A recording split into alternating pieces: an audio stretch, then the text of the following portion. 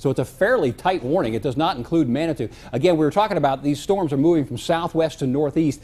That has slowed in this particular instance because this storm is trying to organize. So it's not necessarily moving, but sitting here spinning right near Tipton. So primarily we're looking near and just west and southwest of Tipton. The warning obviously is at least anticipating some eastward or northeastward movement. So anywhere east side of town, north side of town, we want to go ahead and all around Tipton put your tornado warning plans into effect. As we always say, we're talking about a storm shelter if you have one. If not, we want to be on the first floor, the lowest floor of the building or the structure that you are in, close to the ground, obviously, not on the second floor. You want to be in a small room toward the center of the building. That's a bathroom or a closet or a hallway that has as many walls between you and the outside as possible. I was listening to your discussion, and I think you're correct.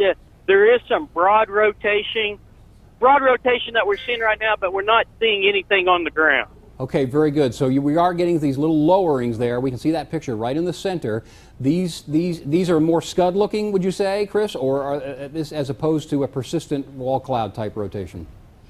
Sean, I'm sorry. Right.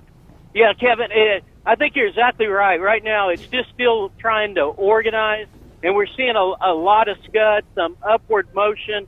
I am not seeing any rapid rotation at this time. Okay, so maybe we could look for some sort of a gustnado there, but I think you're on that leading edge of that outflow boundary. I assume you're looking at radar as well and probably the velocities. You're on the you're just behind that leading edge heading toward it, correct?